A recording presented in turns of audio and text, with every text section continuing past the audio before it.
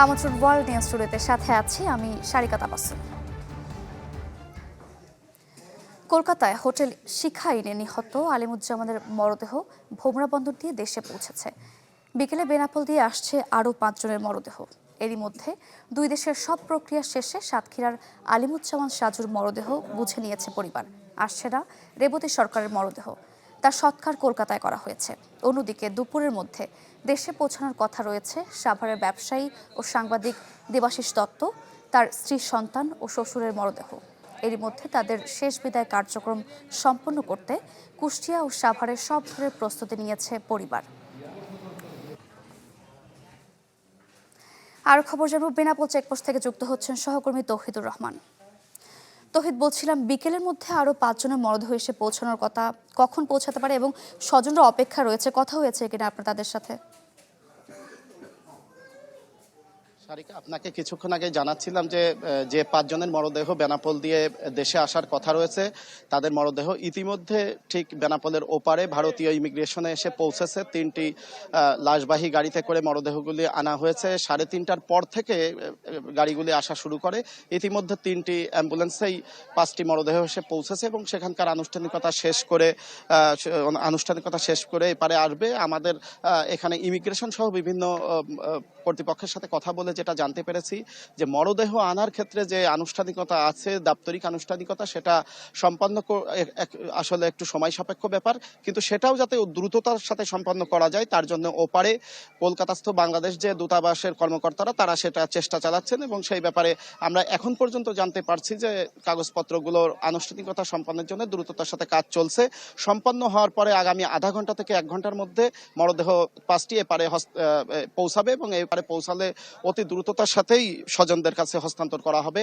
মূলত কুষ্টিয়ার যে 4 জন অর্থাৎ সাংবাদিক দেবাশিস দত্ত সহ তার স্ত্রী, সন্তান এবং শ্বশুরের মরদেহ গ্রহণ করার জন্য তার স্বজনরা এবং কুষ্টিয়ার সাংবাদিকরা সকলেই সকাল থেকে এখানে অপেক্ষা করছেন। তাদের কাছ থেকে আমরা যেটা জেনেছি আজকেই তারা সৎকার করবেন। আমার সাথে আছেন কুষ্টিয়া প্রেস ক্লাবের সাবেক সভাপতি আল মামুন সাগর। আমি একটু জানবো যে দেবাশিস দত্ত সহ তার পরিবারের সৎকারের প্রস্তুতি কি? ইতিমধ্যে আমরা সব রকম প্রস্তুতি গ্রহণ করেছি পরিবারের পক্ষ থেকে এবং আমাদের পক্ষ থেকে আমরা প্রস্তুতি গ্রহণ করেছি। 2 জনের মরদেহ সৎকার করা হবে। এটি হচ্ছে দেবাশিস এবং তার 3 বছর বয়সী যে সন্তান, তার 2 জনের সৎকার করে সেটা সমাধি করা হবে শ্মশানে। আর 2 জন দেবাশিসের স্ত্রী এবং শ্বশুর তাদের ইসলামী রীতি মেনে নামাজের দাফন করে আমরা এটা আজকেই হবে। আমরা কুষ্টিয়ায় নিয়ে যাওয়ার পরপরই এই আনুষ্ঠানিকতা আমরা সম্পন্ন করব। সারিকা, আপনি শুনছিলেন যে আসলে মরদেহগুলো গ্রহণের জন্য তারা সকাল থেকে অপেক্ষা করছেন এবং কাল তারা অপেক্ষা করবেন না, এখান থেকে পৌঁছাই কুষ্টিয়াতে গিয়েই সম্পন্ন করবেন। একই তথ্য আমাদেরকে জানিয়েছেন সাভারের আমিনবাজারের নিহত ব্যবসায়ী জোবায়ের বাবুর ভাই সহ তাদের স্বজনরা। তারা গতকাল থেকে এখানে অপেক্ষা করছেন মরদেহ গ্রহণের জন্য এবং তারা মরদেহ গ্রহণের পর সরাসরি আমিনবাজার যাবেন এবং সেখানেই তারা দাফন সম্পন্ন করবেন বলে আমরা জেনেছি। অর্থাৎ এখন স্বজনরা অধীর আগ্রহে শোকাতুর অবস্থায় অপেক্ষা করছেন তাদের স্বজনের মরদেহ গ্রহণের জন্য। ধন্যবাদ আপনাকে। বেনাপোল দিয়ে হোটেল শিখা ইনে নিহত আরও 5 জনের মরদেহ এসে পৌঁছানোর কথা আমরা বিস্তারিত জানছিলাম।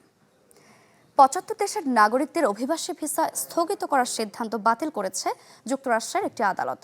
নাগরিকত্বের ভিত্তিতে অভিবাসী ভিসা নিষিদ্ধ করা মার্কিন প্রচলিত অভিবাসন আইনের সঙ্গে সরাসরি সাংঘর্ষিক বলে উল্লেখ করা হয়েছে রায়ে। অভিবাসীরা যুক্তরাষ্ট্রে গিয়ে সরকারি সহায়তার উপর নির্ভরশীল হয়ে পড়ুক তা চায় না ট্রাম্প প্রশাসন। তাই গেল জানুয়ারিতে বাংলাদেশ, পাকিস্তান সহ আফ্রিকা, মধ্যপ্রাচ্য ও ল্যাতিন অঞ্চলের 75 দেশের নাগরিকদের অভিবাসী ভিসা দেয়া স্থগিত করা হয়, যা নিয়ে শুরু হয় আলোচনা। বিষয়টি গড়ায় আদালত পর্যন্ত। অবশেষে 7 মাস পর শুক্রবার এই বিষয়ে রায় দেন ম্যানহাটন সাউদার্ন ডিস্ট্রিক্টের একটি ফেডারেল আদালত, যেখানে অভিবাসী ভিসা দেয়া স্থগিত করার ট্রাম্প প্রশাসনের নীতি বাতিল করা হয়। বিচারক জেনেট ভার্গাস বলেন, এই নীতি প্রণয়নে পররাষ্ট্রমন্ত্রী মার্কো রুবিও তার আইনগত ক্ষমতার সীমা অতিক্রম করেছেন। আদালত আরও বলেছেন, নাগরিকত্বের ভিত্তিতে অভিবাসী ভিসা নিষিদ্ধ করা যুক্তরাষ্ট্রের প্রচলিত অভিবাসন আইনের সঙ্গে সরাসরি সাংঘর্ষিক। বিচারক ভার্গাস সাবেক প্রেসিডেন্ট জো বাইডেনের নিয়োগপ্রাপ্ত। রায়ের বিষয়ে এখনও কোনো মন্তব্য করেনি মার্কিন পররাষ্ট্র দপ্তর। ওয়ালিউল্লাহ ফারুক, চ্যানেল 24। নতুন করে ইরানে মার্কিন অর্থনৈতিক নিষেধাজ্ঞা ঘোষণার আগে অব্যাহত ওয়াশিংটন তেহরানের পাল্টাপাল্টি কঠোর বার্তা। আত্মসমর্পণ নয়, শক্ত অবস্থানে থেকে সংঘাতের অবসান চান ইরানের প্রেসিডেন্ট মাসুদ পেজেশকিয়ান। দীর্ঘ সময় ধরে চলা সংঘাতে উদ্বেগের নতুন কেন্দ্র এখন হরমুজ প্রণালী। একদিকে কূটনৈতিক সমাধানের আকাঙ্ক্ষা, অন্যদিকে অর্থনৈতিক ও সামরিক চাপ দুয়ে মিলে কঠিন হচ্ছে যুদ্ধাবসানের পথ। সরাসরি সংঘাতে না জড়ানোই যুদ্ধের মাঠের আগুন কিছুটা স্তিমিত। তবে একে অপরের ওপর কূটনৈতিক ও অর্থনৈতিক চাপ অব্যাহত রাখায় কমছে না ইরান যুক্তরাষ্ট্রের মধ্যকার দীর্ঘ সময় ধরে চলা উত্তেজনা। শক্ত অবস্থানে থেকেই যুদ্ধের অবসান চাই তেহরান, জানিয়েছেন ইরানের প্রেসিডেন্ট মাসুদ পেজেশকিয়ান। তবে চাপিয়ে দেওয়া কোনো সমাধান মেনে নেবে না সাফ জানিয়ে দিয়েছেন। কঠোর অবস্থানে ওয়াশিংটনও। তেহরানের বিরুদ্ধে নতুন অর্থনৈতিক নিষেধাজ্ঞা ঘোষণা করতে যাচ্ছে যুক্তরাষ্ট্র। শুধু ইরান নয়, দেশটির সঙ্গে বাণিজ্য করা অংশীদারদেরও করা হবে নিশানা। বিশেষ করে ইরানের সবচেয়ে বড় তেল ক্রেতা চীনের ওপর বাড়তে পারে চাপ। যুদ্ধের কারণে ইরানের অর্থনীতির জন্য সবচেয়ে বড় ধাক্কা এসেছে জ্বালানি খাতে। মার্কিন চাপ, তেল রপ্তানিতে বাধা ও হরমুজ প্রণালীতে জাহাজ চলাচল প্রায় থমকে যাওয়ায় দেশটির অর্থনীতি পড়েছে চরম সংকটে। কার্যত বন্ধ হয়ে গেছে তেল রপ্তানি, জানিয়েছেন ইরানের কেন্দ্রীয় ব্যাংকের গভর্নর। এর সরাসরি প্রভাব পড়েছে দেশটির জনজীবনে। বেড়েছে মূল্যস্ফীতি, দুর্বল হয়েছে মুদ্রার মান, কমেছে কর্মসংস্থান। বাজারে পণ্য থাকলেও অনেক পরিবারের নাগালের বাইরে চলে গেছে নিত্য প্রয়োজনীয় খাবার। কিছু পূর্বাভাসে ইরানের মূল্যস্ফীতি প্রায় 70% পৌঁছানোর আশঙ্কা করা হচ্ছে। তেহরানের সামনে এখন দ্বিমুখী চ্যালেঞ্জ। একদিকে অর্থনৈতিক সংকট সামাল দেওয়া, অন্যদিকে যুক্তরাষ্ট্রের সঙ্গে দর কষাকষিতে সামরিক ও কৌশলগত অবস্থান ধরে রাখা। বর্তমানে সংঘাতের সবচেয়ে স্পর্শকাতর হাতিয়ার হরমুজ প্রণালী। ইরানের বন্দরগুলোতে মার্কিন নৌ অবরোধ কার্যকর রয়েছে। হরমুজে জাহাজ চলাচল প্রায় অচল। শত শত জাহাজে থাকা বহু নাবিক আটকা পড়েছেন সেখানে। সামরিক সংঘাত ছাপিয়ে এর প্রভাব পড়েছে বৈশ্বিক জ্বালানি বাজার ও সরবরাহ ব্যবস্থায়ও। হরমুজ প্রণালীতে চলমান অচল অবস্থা না কাটলেই ইরান যুক্তরাষ্ট্র সংঘাতের প্রভাব মধ্যপ্রাচ্যের গণ্ডি পেরিয়ে আরও গভীরভাবে পড়তে পারে বিশ্ব অর্থনীতিতে। রাখি জেসমিন, চ্যানেল 24। ইরান যুদ্ধকে কেন্দ্র করে মধ্যপ্রাচ্যে মার্কিন সামরিক উপস্থিতি বাড়ানোর জন্য এশিয়া থেকে কিছু সামরিক সরঞ্জাম ও সক্ষমতা সরিয়ে নিচ্ছে যুক্তরাষ্ট্র। জাপানে থাকা সর্বশেষ রণতরী ইউএসএস জর্জ ওয়াশিংটন এখন মধ্যপ্রাচ্যের পথে। মার্কিন সামরিক সক্ষমতা সরিয়ে নেয় এশিয়ায় চীনের বিপরীতে যুক্তরাষ্ট্রের প্রতিরোধ সক্ষমতা কিছুটা দুর্বল হয়ে পড়তে পারে, এমন শঙ্কা বিশেষজ্ঞদের। ইরানের সাথে যুক্তরাষ্ট্রের যুদ্ধে জড়ানোর প্রায় 6 মাস। যুদ্ধের জেরে মধ্যপ্রাচ্যে চলা উত্তেজনার মধ্যে এবার এশিয়ার মার্কিন মিত্রদের কপালে দুশ্চিন্তার ভাঁজ। কারণ মধ্যপ্রাচ্যের সামরিক চাপ সামলাতে প্রশান্ত মহাসাগরীয় অঞ্চল থেকে সামরিক সম্পদ সরাতে শুরু করেছে যুক্তরাষ্ট্র। জাপানে মোতায়েন থাকা সর্বশেষ মার্কিন বিমানবাহী রণতরী ইউএসএস জর্জ ওয়াশিংটন পাঠানো হচ্ছে মধ্যপ্রাচ্যে। টানা 9 মাস ধরে সেখানে থাকা ইউএসএস আব্রাহাম লিঙ্কনের জায়গায় মোতায়েন করা হবে জাপান থেকে সরানো রণতরীটি। শুধু বিমানবাহী রণতরী নয়, দক্ষিণ কোরিয়ায় মোতায়েন থাকা মার্কিন থার্ড ক্ষেপণাস্ত্র প্রতিরক্ষা ব্যবস্থার কিছু অংশও ইরানের বিরুদ্ধে ব্যবহারের জন্য সরিয়ে নেওয়ার খবর দিচ্ছে বিভিন্ন গণমাধ্যম। এছাড়া দীর্ঘ সময় ধরে যুদ্ধ চলার কারণে টান পড়েছে যুক্তরাষ্ট্রের ক্ষেপণাস্ত্র ও গোলা বারুদের মজুতে। প্রশান্ত মহাসাগরে যখন বাড়ছে চীনের সামরিক তৎপরতা, এমন সময়ে মার্কিন সামরিক শক্তি সরানোর পদক্ষেপে মিত্রদের উদ্বেগ বাড়ছে।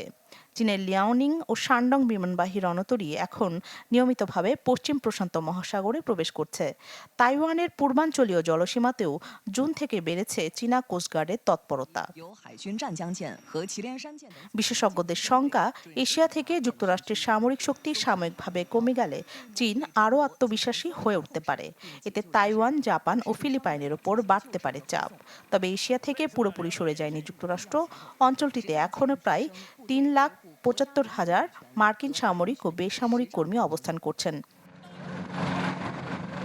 স্বল্পমেয়াদে সামরিক সম্পদ মধ্যপ্রাচ্যে সরলেও এশিয়া থেকে ওয়াশিংটনের কৌশলগত সরে যাওয়ার কোনো জোরালো প্রমাণ এখনো মেলেনি।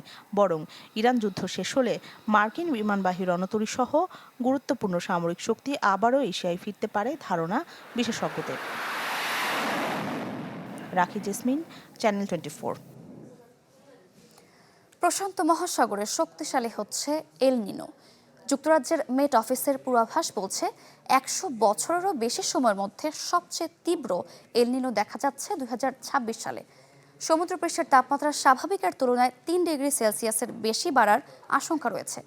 এর প্রভাবে বিশ্বের বিভিন্ন অঞ্চলে খরা, তাপপ্রবাহ, অতিবৃষ্টি ও ঝড়ের ঝুঁকি বাড়তে পারে। জলবায়ু পরিবর্তনের প্রভাবে পরিস্থিতি আরও জটিল হওয়ার আশঙ্কা বিজ্ঞানীদের। একদিকে শুকিয়ে যাচ্ছে জলাধার, অন্যদিকে কোথাও অতিবৃষ্টি, দাবদাহ, খরা, বন্যা কিংবা ঝড়।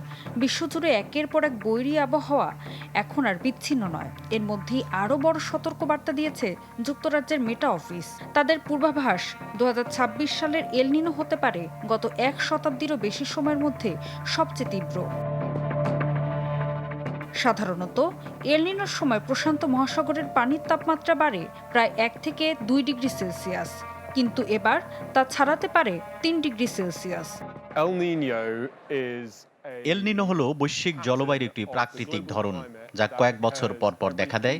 এর ফলে সাধারণত বিশ্বের বিভিন্ন অঞ্চলে তাপমাত্রা স্বাভাবিকের চেয়ে বেশি থাকে। কোথাও দেখা দিতে পারে দীর্ঘস্থায়ী খরা, আবার কোথাও অস্বাভাবিক বৃষ্টি ও বন্যা। এল নিনোর প্রভাব এবার সবচেয়ে তীব্র হতে পারে ক্রান্তীয় অঞ্চলে, বিশেষ করে দক্ষিণ আমেরিকা ও পশ্চিম প্রশান্ত মহাসাগরীয় এলাকায় তৈরি হতে পারে ভয়াবহ খরা, আর উত্তর পশ্চিম ইউরোপে বাড়তে পারে বৃষ্টি ও ঝড়ের প্রবণতা। বিজ্ঞানীদের মতে এখানে সবচেয়ে বড় উদ্বেগ, কারণ এল নিনো নিজে নতুন কোনো ঘটনা নয়, কিন্তু পৃথিবীর উষ্ণতা ইতোমধ্যেই বেড়ে যাওয়ায় এর সাথে জলবায়ু পরিবর্তন যোগ হলে চরম আবহাওয়ার তীব্রতাও বাড়তে পারে। এমনকি মেটা অফিসের সতর্কবার্তা আরও দূর পর্যন্ত যাচ্ছে। মানবসৃষ্ট জলবায়ু পরিবর্তনের সাথে এই শক্তিশালী এল নিনোর প্রভাব মিললে 2027 সাল সবচেয়ে উষ্ণ বছর হয়ে ওঠার সম্ভাবনা খুব বেশি। এল নিনো মূলত মধ্য ও পূর্বাঞ্চলীয় গ্রীষ্মমণ্ডলীয় প্রশান্ত মহাসাগরের অস্বাভাবিক উষ্ণতার একটি প্রাকৃতিক জলবায়ু প্রবাহ। এই উষ্ণতা বদলে দেয় বায়ু প্রবাহ ও বৃষ্টিপাতের ধরন, যার প্রভাব পড়ে বিশ্বের বিভিন্ন অঞ্চলের আবহাওয়ায়।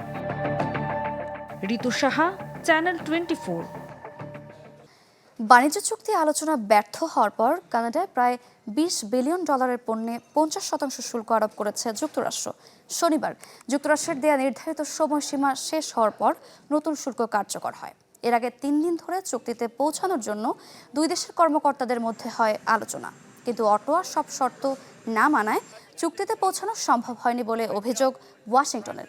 শুল্ক আরোপের ঘোষণার পর কানাডার প্রধানমন্ত্রী মার্ক কার্নি জানান, যুক্তরাষ্ট্রের নতুন শুল্কের জবাবে কানাডাও কড়ায় গণ্ডায় পাল্টা শুল্ক দেবে।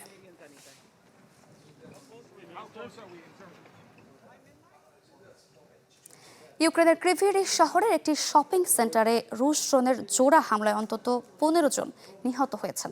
আহত হয়েছেন 130 জন, যাদের মধ্যে 23 জনই শিশু। স্থানীয় কর্তৃপক্ষ জানায় হামলাটি 2 দফায় চালানো হয়। প্রথম হামলায় শপিং সেন্টারে আগুন ধরে যায়, পরে উদ্ধার শুরু হলে দ্বিতীয় দফায় ড্রোন হামলা চালানো হয়। এতে উদ্ধারকর্মীরাও লক্ষ্যবস্তু হন।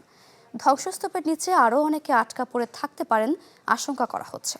এর আগে রাজধানী কিয়েভে রুশ হামলায় 17 জন নিহত ও 40 জনের বেশি আহত হন। পাল্টা হিসেবে রাশিয়ার ভেতরে তেল শোধনাগার ও সামরিক স্থাপনায় হামলা চালানোর দাবি করেছে ইউক্রেন।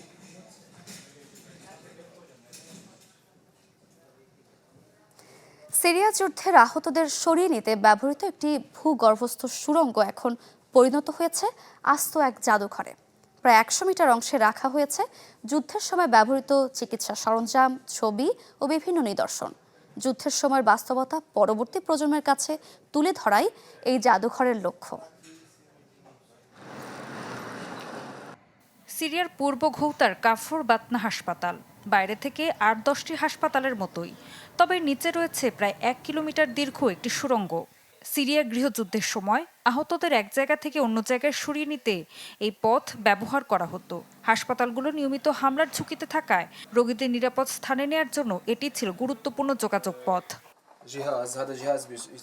যুদ্ধ শেষ হয়েছে, তবে সুড়ঙ্গটির একটি অংশ এখনো ধরে রেখেছে সেই সময় স্মৃতি। প্রায় 100 মিটার অংশকে রূপ দেওয়া হয়েছে জাদুঘরে। প্রদর্শনীতে রয়েছে যুদ্ধের সময় ব্যবহৃত চিকিৎসা সরঞ্জাম, অস্ত্রোপচারের উপকরণ, ছবি এবং বিভিন্ন চিকিৎসা সামগ্রী। আমরা এই সুড়ঙ্গকে জাদুঘরে রূপ দেওয়ার সিদ্ধান্ত নিয়েছি ইতিহাস সংরক্ষণের জন্য। বিশ্বকে দেখাতে চেয়েছি ঘোতার মানুষ কিভাবে দীর্ঘ অবরোধের মধ্যে টিকেছিলেন। একই সাথে এই সময়ের পরিস্থিতি ও শাসক গোষ্ঠীর কর্মকাণ্ড নথিবদ্ধ করতে চেয়েছি। যুদ্ধের সময় চিকিৎসা সরঞ্জামের সংকট ছিল চরম। আন্তর্জাতিক মানের চিকিৎসা সরঞ্জাম পাওয়া তো দূরের কথা, অনেক ক্ষেত্রে একই উপকরণ বারবার ব্যবহার করতে হয়েছে। সুড়ঙ্গটি তৈরি করার কারণ ছিল সম্পূর্ণ মানবিক। আহত রোগীদের এক জায়গা থেকে অন্য জায়গায় নেওয়া হতো। হাসপাতালগুলো সবসময় হামলার ঝুঁকিতে ছিল, তাই রোগীদের এমন জায়গায় নিয়ে যাওয়া হতো যেগুলো শাসক গোষ্ঠীর কাছে চিকিৎসা কেন্দ্র হিসেবে পরিচিত ছিল না।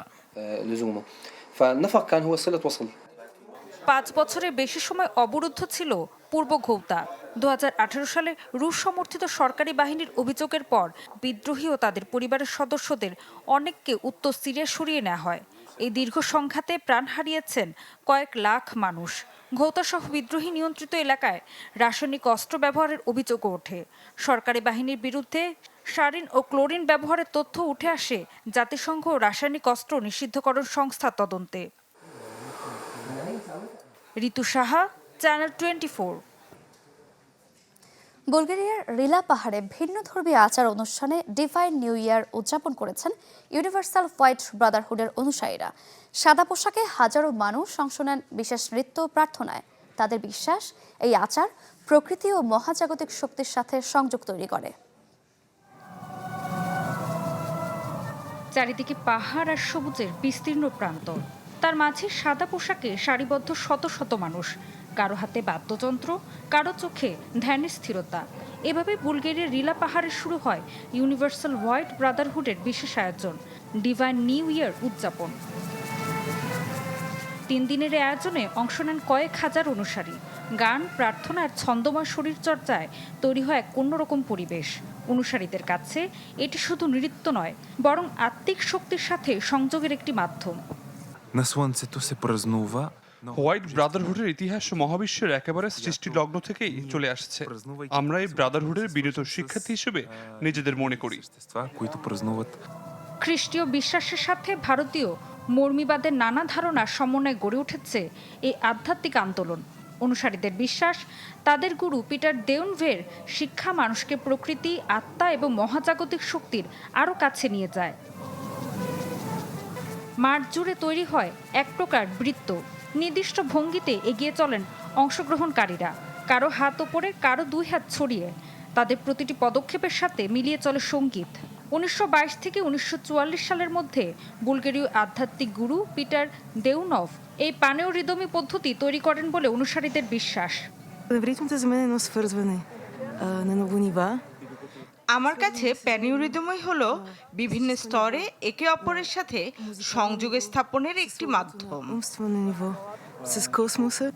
শুধু নিজেদের মধ্যে নয়, প্রকৃতি ও মহাবিশ্বের সাথে অনুশীলনের মাধ্যমে সংযোগ তৈরি হয় বলে মনে করেন তারা। আর সেই বিশ্বাস থেকে প্রতি বছর রিলা পাহাড়ে ছুটে আসেন বিশ্বের বিভিন্ন প্রান্তের অনুসারীরা। ঋতু সাহা, চ্যানেল 24।